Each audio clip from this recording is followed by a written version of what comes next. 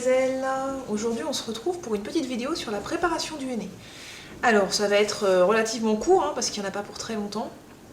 Je vais vous faire l'inventaire de tout ce qu'on va utiliser pour ce henné aujourd'hui. Alors c'est destiné à ma maman qui aime beaucoup le rouge, donc on va faire très rouge. Donc on a pris pour commencer un henné Emani, le rouge, aux huiles essentielles, ce sera la base de notre mélange. Pour le mouiller, j'ai préparé une infusion de thé noir qui permet une meilleure accroche du henné, avec dedans un petit peu de Acarfassi, de Henné Paradise évidemment, avec les petites paillettes qu'on peut voir là. Pour le côté encore plus rouge, je vais ajouter dedans de la poudre de cidre pour pouvoir accrocher le henné, éviter un dégorgement trop rapide. Je vais ajouter un petit peu de Red Kamala. Je ne vais pas faire de décoction, je vais le poser le mettre comme ça dans la préparation, ça ira très bien, ce ne sera pas une pause longue, donc ça suffira. Et je vais ajouter dedans un peu de poudre de bambou, d'une part pour fortifier le cheveu, et d'autre part parce que ma maman a tendance l'hiver à avoir des soucis de pellicule, que c'est un très bon astringent et que ça permet de fortifier le cuir chevelu, de réduire les psoriasis, enfin tous les petits désagréments qu'on peut avoir. Voilà, donc maintenant qu'on a fait l'inventaire, je vous retrouve tout de suite pour la préparation.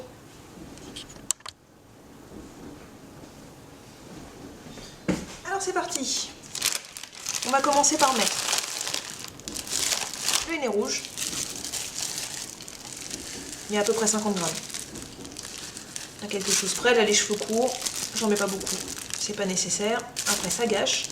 D'autant plus que je trouve que le Emani se congèle quand même relativement mal, de par ses huiles essentielles, etc. Du coup, je préfère en mettre un peu moins. Hop là. Le Emani, c'est bon. J'ai travaillé comme un cochon, voilà, regardez bien, j'en ai mis partout. Voilà, c'est pas grave, on va dire qu'on n'a pas vu. Ensuite, je vais ajouter dedans ma poudre de cidre, l'équivalent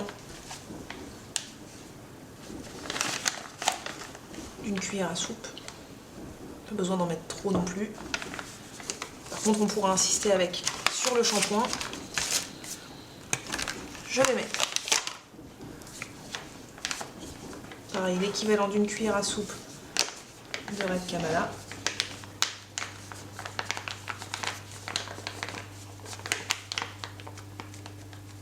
Une bonne cuillère à soupe, on va pas non plus lésiner. Nat, elle arrête pas de vous le dire, ne lésinez pas sur les quantités, sinon on ne peut pas tout poser sur tous les cheveux. Et ensuite, la poudre de bambou que j'ai oublié de refermer convenablement. Normalement, elle est fournie avec un surcapuchon que j'ai oublié. Pareil, une cuillère à soupe. Voilà. Alors, vous allez m'excuser 2 secondes, regardez bien. Voilà, c'est moins moche, tu trouves pas? Voilà. Ensuite, je mélange bien les poudres ensemble. J'écrase un peu les grumeaux. Et là, pour avoir une belle crème dessert. Alors, nous voilà repartis pour fabriquer notre petite pâte de henné. Excusez-moi, j'ai une petite coupure. Il a fallu que je reprenne la vidéo où je m'en étais arrêtée. Donc voilà, j'ai un peu écrasé les grumeaux qui étaient dans ma poudre pour avoir une pâte assez homogène. J'ai préparé donc mon infusion. Alors je vous l'ai pas dit, dans l'infusion de thé avec le Acarfassi, j'ai mis une bonne cuillère à soupe de miel pour l'effet hydratant et contrer l'effet asséchant du henné. Alors voilà, donc là, il faut y aller tout doucement et verser petit à petit pour avoir une pâte ni trop épaisse ni trop fluide, qui va être bien homogène, qui ne coulera pas. Donc on y va doucement, on n'a pas besoin de se dépêcher, personne ne nous attend, de toute façon quand on fait un henné en général. Voilà, on mélange tout doucement. Pour que tout soit bien incorporé.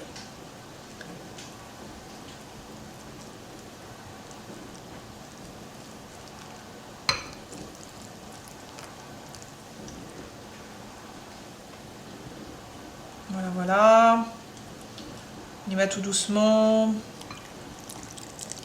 Bon alors évidemment moi ça fait plusieurs années que je fais du henné, donc bon moi maintenant j'ai à peu près l'habitude des quantités qu'il va me falloir. Si vous n'êtes pas habitué, si c'est les premiers, si vous tâtonnez encore, c'est pas grave, allez-y tout doucement, vous rajoutez petit à petit. Il n'y a pas... De toute façon, si par exemple vous n'avez pas... Là j'ai fait une infusion, bon, alors c'est très bien. Si vous n'avez pas fait assez d'infusion par exemple, vous faites plus de henné. Moi pour ma tête, bon ça c'est pour ma mère donc il n'y en a pas beaucoup. Quand je fais pour ma tête, je compte environ 200 ml de liquide d'infusion. Ça suffit pour les 100 g de henné que je mets, parce que j'en mets beaucoup, j'aime quand c'est bien recouvert. Mais si vous n'en avez pas assez d'infusion, bon, c'est pas grave, hein, vous n'êtes pas forcément obligé d'en refaire. Vous pouvez toujours remettre de l'eau bien chaude. Voilà, c'est tout, vous complétez avec de l'eau chaude. Pas de panique, c'est pas parce qu'on n'a pas assez d'infusion que ça va être une catastrophe. Vous pouvez laisser le henné en plan 2 minutes, il s'échappera pas. Voilà, donc on ajuste, on regarde bien comment est la texture. Donc il faut que ça fasse un peu comme une pâte à gâteau, vous voyez, façon gâteau yaourt. Hein? Comme ça tient bien sur le cheveu, et en même temps, ça ne coule pas. Voilà, faut que ça vous donne à peu près ça. Voilà, voilà. Et voilà, et là, vous allez voir, je vais zoomer, vous allez trouver ça merveilleux, moi je trouve ça merveilleux. Une merveilleuse crème dessert pour vos cheveux. Et voilà. Bon, après, une fois que vous en êtes là, si vous avez oublié les hydratants, vous pouvez les rajouter. Donc glycérine, agave, miel, pour moi, sirop d'érable, sirop de sucre de canne. Vous pouvez mettre un peu tout ce qui vous passe par la tête qui est hydratant. Vous pouvez éventuellement rajouter, pour ce qui est des couleurs rouges, quelques chouillettes de gouttes d'huile d'argan, par exemple. Des huiles liquides, hein. Évitez les huiles visqueuses type ricin ou les beurres type karité, cacao, etc. Ça, déjà, ça poisse le cheveu. Vous allez être obligé de tenir 3 jours sans shampoing, ça va vous graisser le cheveu, c'est pas forcément utile. Il vaut mieux faire un bain d'huile ensuite quand les 3 jours d'oxydation seront terminés. Voilà, vous pouvez rajouter, je ne sais pas moi, de l'huile d'argan, un peu d'huile de coco, de l'huile de brocoli, ce que vous avez sous la main, même de l'huile d'olive si ça vous chante, histoire d'apporter un côté nourrissant. Par contre, pas d'huile, évidemment, si vous utilisez de l'indigo ou du kathan, puisque ça empêche la prise de la couleur. Je vais maintenant vous faire un merveilleux petit zoom là-dessus. Vous allez voir, c'est absolument fabuleux. Voilà. Voilà, je vais vous les mettre à la lumière du jour. Vous allez voir, c'est absolument merveilleux. On va dézoomer un petit peu. Excusez-moi, je tâtonne un peu, hein, c'est pas forcément évident. Voilà. Et voilà. Et voilà. Ça doit avoir à peu près cette consistance-là. Voilà. Bon, et bien j'espère que cette vidéo vous a plu, puis qu'elle vous aura aidé. Et puis on se retrouve très bientôt pour de nouvelles aventures. À bientôt.